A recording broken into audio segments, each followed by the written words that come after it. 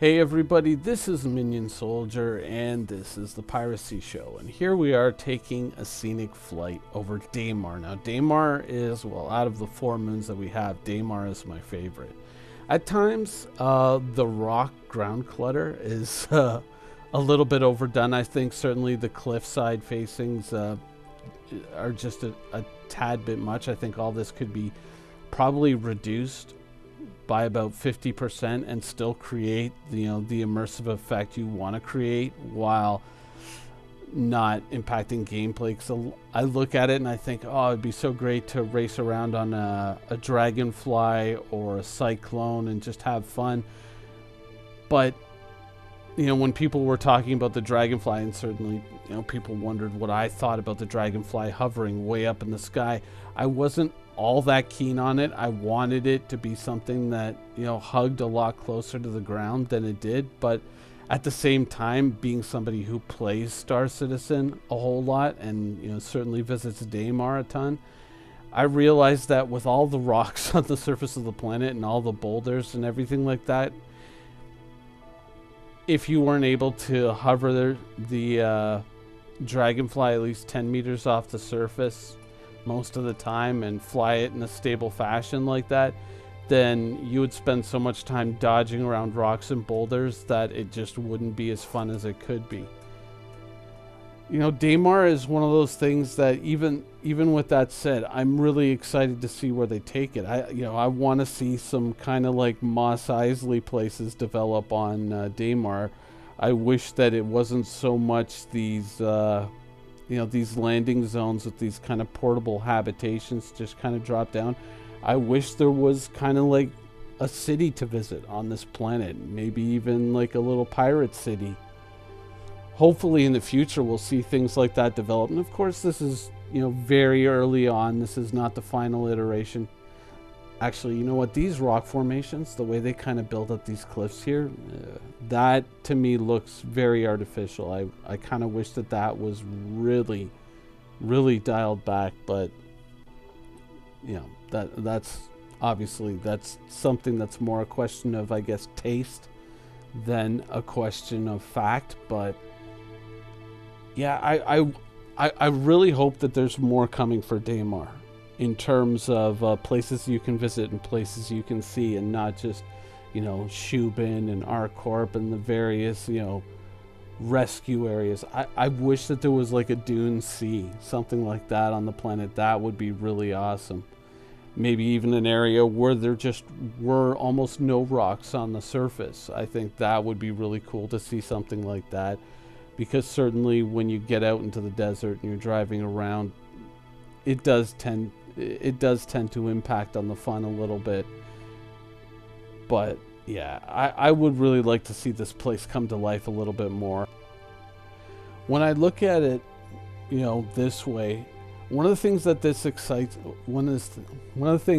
makes me excited about, is that I look forward to the day when I can, maybe not fly directly to a mission location, because maybe that's not safe, because another ship can come and see me at that mission location and attack me. Maybe I want to take, say, my caterpillar, load up a tumbril cyclone and a couple of dragonflies on it, and then maybe fly to a nearby canyon like this and hide my ship in the canyon, park my ship down there, get out and drive the rest of the way to a mission location. Because we will be dealing with things like real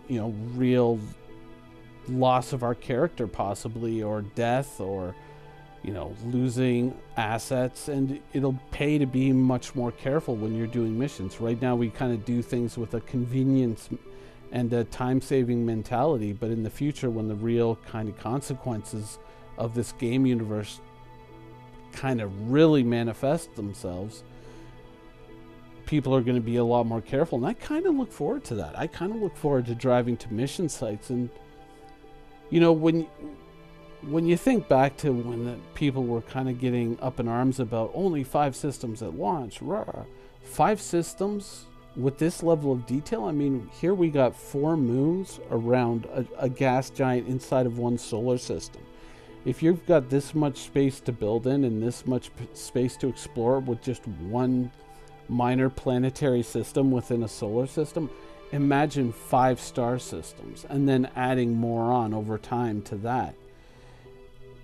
It's not ideal, of course. You know, of course you would want to have more star systems to explore, and there's going to be a lot of people populating this universe, so you kind of want to have enough space for them all to fan out into. But having this much at launch, as long as it's a lot more fleshed out, and maybe, you know, the amount of rocks on Daymar is kind of chilled out. Well, in fact, all the moons, I think they're a little too cluttered, but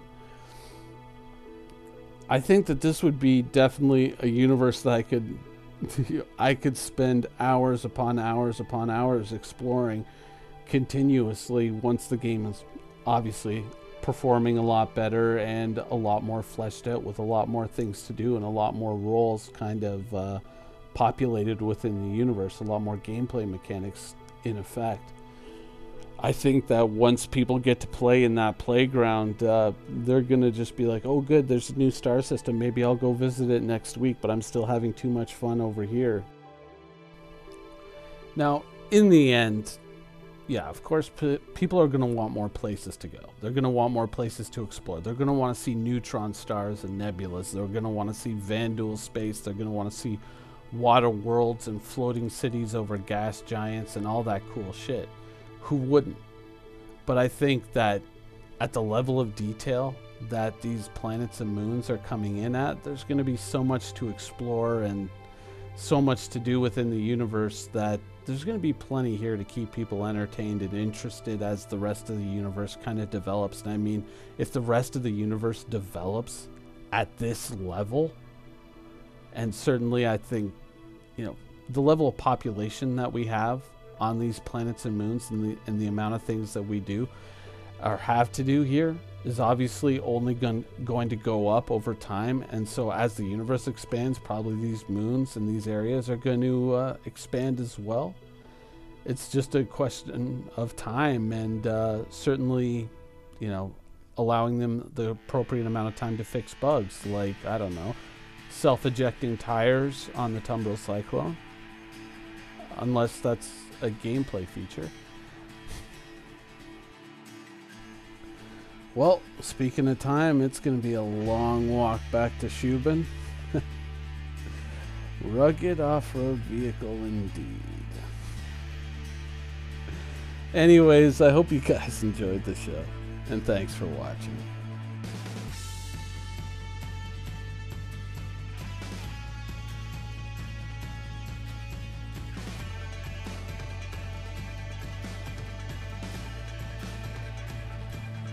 Thank you for watching. So if you want to keep up with the latest and greatest in Star Citizen and Squadron 42's development, please follow us on our social media channels.